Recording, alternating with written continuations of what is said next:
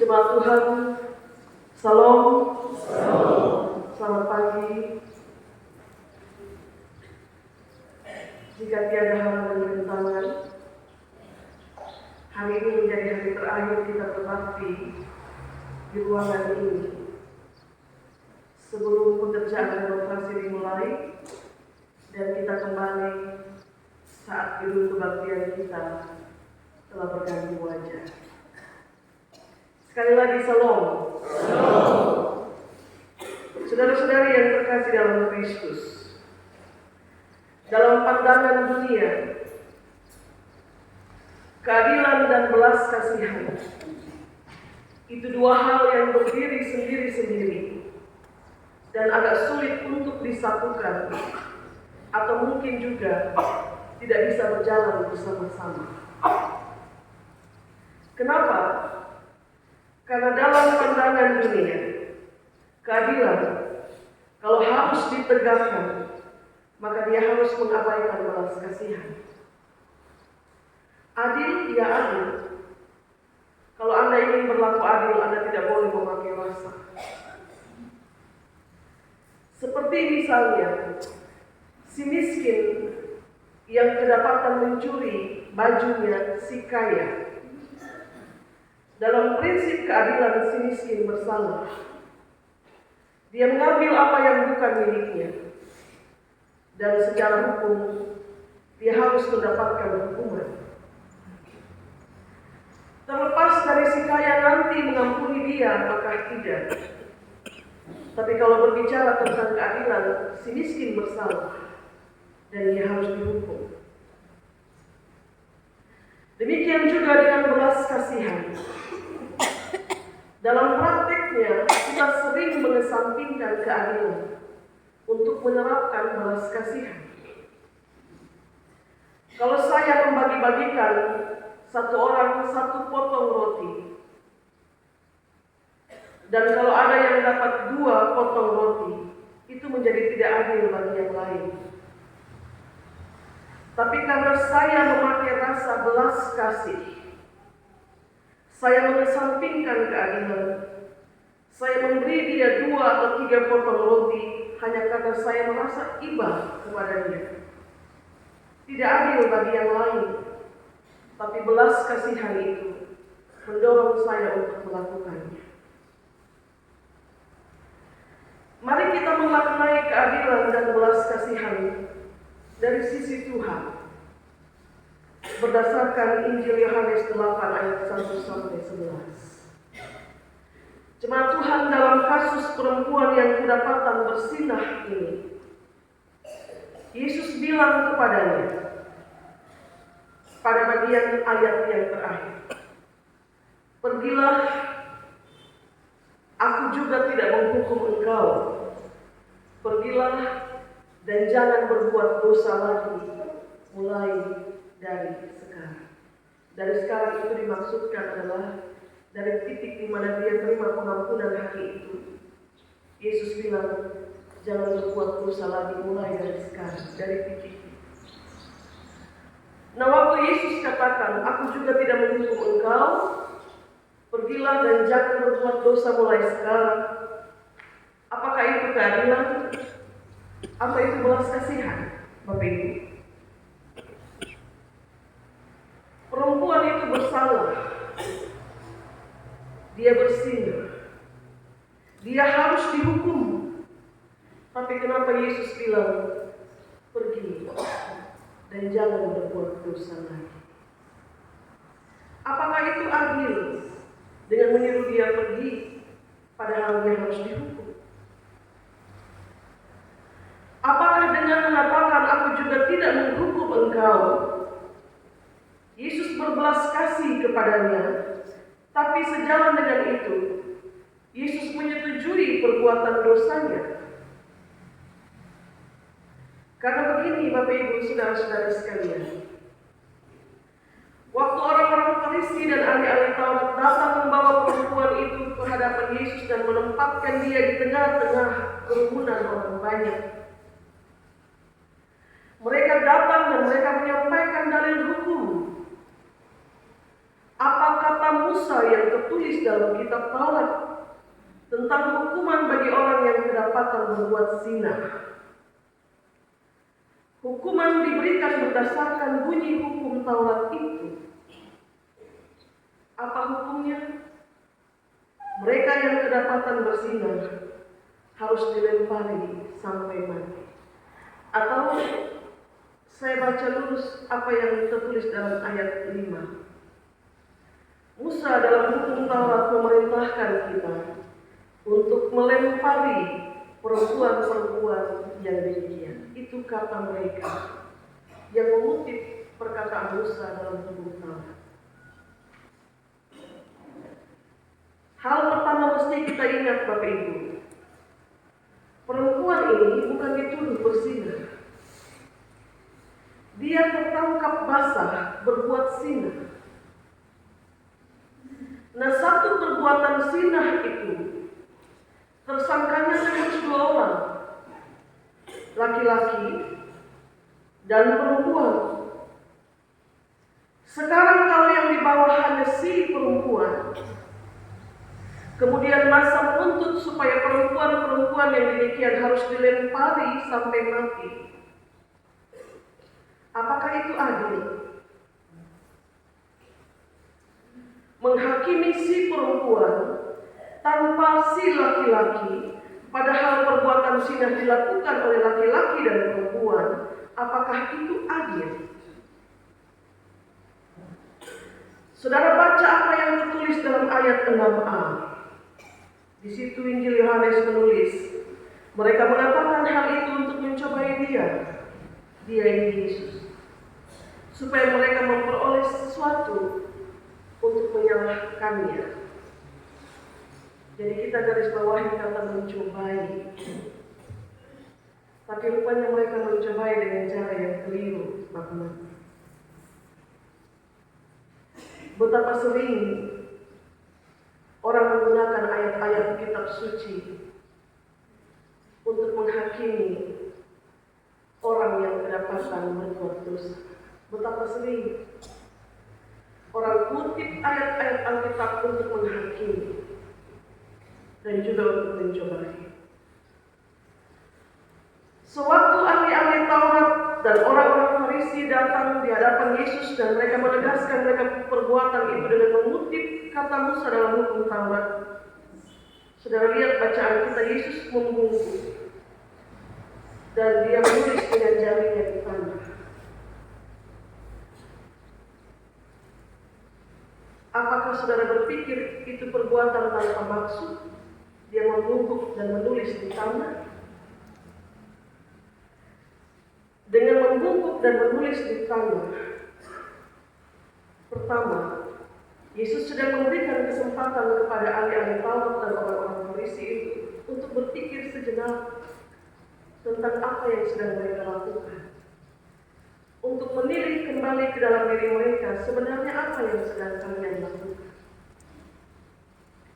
Tapi kemudian dengan membungkuk dan dengan jarinya menulis di tanah, Yesus mau sampaikan kepada mereka satu tulisan kalau ditulis di tanah dengan satu kali sapuan, tulisan itu akan terhapus.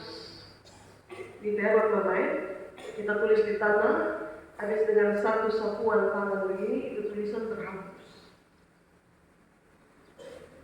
Tapi tulisan yang tertulis dalam hukum Taurat, sekali dia tertulis di situ, dia tidak akan pernah terhapus.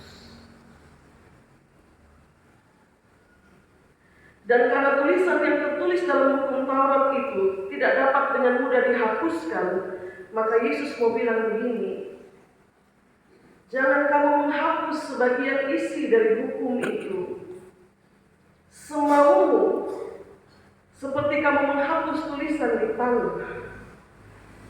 Karena isi hukum Taurat itu berbunyi, kalau seorang laki-laki bersinah dengan istri orang lain, yakni bersinah dengan istri sesamanya manusia, pastilah keduanya dihukum mati, baik laki-laki maupun perempuan yang bersinah itu. Itu bunyi hukumnya. Tapi pagi itu, waktu mereka bawa perempuan itu kepada Yesus, yang mereka kutip dari bunyi hukum itu adalah, Musa bilang, perempuan-perempuan yang demikian harus dilempari. Mereka menghilangkan sebagian kata kalimat yang tertulis dalam hukum itu hanya untuk mencobai Yesus. Maka kalau ahli-ahli Taurat dan orang-orang Farisi, mereka itu pakar kitab Taurat, sehari-hari meneliti isi kitab itu dan menyampaikan penerapannya kepada umat. Kalau mereka yang ahli-ahli kitab menghilangkan sebagian klausa dalam kalimat hukum hanya untuk mencobai Yesus, apakah itu keadilan?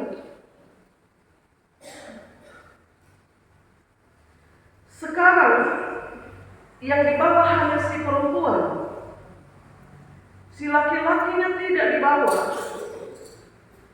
Bukankah itu sama dengan kamu sedang menghapus sebagian isi hukum itu untuk mencobai Yesus dan kamu tidak adil? Hanya untuk menemukan cara menyalahkan Yesus, dihapuskanlah kalimat si laki-laki yang kedapatan berbuat zina dan hanya menyebut si perempuan. Bahkan kamu berdosa menurut Yesus dengan menghapus sebagian isi Taurat, dan sekarang kamu menuntut hukuman bagi si perempuan yang berdosa. Karena itu Yesus bilang, barang siapa yang tidak berdosa, baiklah dia yang menjadi yang pertama untuk melempari perempuan itu dengan batu. Saudara, hukum memang harus ditegakkan. Keadilan juga harus dinyatakan. Tapi kalau hukum dan keadilan itu dipermainkan hanya untuk kepentingan kelompok atau golongan tertentu, maka sesungguhnya tidak ada satu orang pun yang akan didapati sebagai orang benar. Karena hukum dipermainkan hanya untuk mencobai orang lain. Itulah sebabnya Yesus bilang pada bagian terakhir, aku juga tidak menghukum engkau. Pergilah dan jangan berbuat dosa mulai sekarang. Yesus tidak sedang menyetujui perbuatan zinahnya. Yesus sedang menyatakan keadilan yang seadil-adilnya bagi si perempuan itu dengan memberi dia pengampunan. Karena kalau mau menerapkan keadilan seadil-adilnya menurut pandangan ahli-ahli Taurat, maka Yesus bilang, kau harus bawa juga laki-laki itu. Mereka berdua harus dihukum bersama. Tapi kalau kedapatan berbuat zina, kau lepas laki-lakinya dan hanya kau bawa si perempuan, itu tidak adil. Bapak Ibu saudara-saudari, ternyata keadilan dan belas kasihan itu berjalan beriringan. Sebab kalau pagi itu Yesus menyetujui sikap ahli-ahli Taurat hanya karena mereka mengutip kata Musa yang tertulis dalam hukum Taurat, maka sebenarnya ketidakadilan sedang dipraktekkan. Karena si laki-laki tidak ikut diseret untuk dihukum. Dan kalau Yesus berbelas kasih dengan memberi dia pengampunan, itu sesungguhnya menjadi pengajaran bagi banyak orang saat itu, bahwa jangan mudah menghakimi seseorang karena dosanya, tanpa juga melihat dosa yang ada padanya. Jadi sederhananya begini Bapak-Bapak, mereka seret si perempuan ini dan dia harus dihakimi sebagai orang berdosa. Dan mereka lupa bahwa mereka juga berdosa dengan menghapus sebagian kalimat dalam hukum yang mereka pakai untuk mengadili. Jadi orang berdosa jangan seperti mudah melihat selumbar di mata sesama, tapi balok pada mata sendiri, tidak nampak. Dalam hal pengampunan dosa, keadilan tidak harus satu orang satu potong roti, Kalau hatimu tergerak oleh belas kasihan, dan engkau harus memberikan 2 potong roti pada seseorang yang lain, itu pun keadilan. Sebab hidup dalam anugerah pengampunan yang datang daripada Tuhan harus membuat seorang percaya itu yakin bahwa belas kasihan dan keadilan dia tidak bisa berdiri sendiri-sendiri. Seperti kata Yesus dalam Injil Matius 23 ayat 23. Celakalah kamu hai ahli Taurat, persepuluhan, jintan, adas kamu laksanakan, tapi yang paling esensi dari hukum Taurat, yaitu keadilan, belas kasihan, dan kesetiaan itu kamu abaikan. Kalau satu dilakukan, yang lain juga harus menjadi pendukungnya. Kalau Anda menjalankan keadilan, lakukan juga belas kasihan dalam melaksanakannya. Maka satu orang 1 potong roti dalam keadilan tidak harus juga demikian. Kalau belas kasihan menolong untuk memberi 2 potong kepada seorang yang lain, Anda melakukannya untuk Tuhan.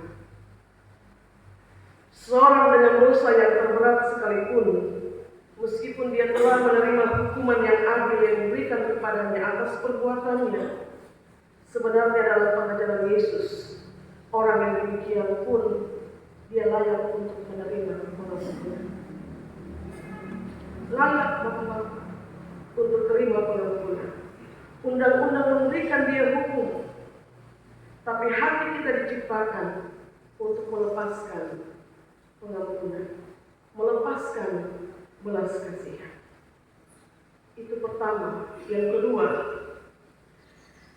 jangan mencobai keadilan Tuhan dengan memakai ketidakadilan. Kita berlaku tidak adil dan kita meminta mati-matian Tuhan menyatakan keadilannya. Itu keliru. Sebab ketika saya dan saudara memakai cara yang tidak adil dalam kenyataannya, lalu meminta Tuhan untuk menyatakan keadilannya, kita sedang berdosa terhadap sesama dan terhadap Tuhan. Kita sedang mencobai dia. Kita menghilangkan satu titik penting dari keseluruhan hukum hanya untuk menampilkan diri kita sebagai orang benar. Kita lupa bahwa kita juga tidak adil, dan kita berdoa mati-matian minta Tuhan menyatakan keadilan. Itu salah. Bapak, Mama, saudara-saudara yang terkasih dalam Yesus Kristus, memaknai keadilan dan belas kasihan Tuhan dari cerita perempuan yang kedapatan bersinar membuat kita belajar hal-hal yang demikian.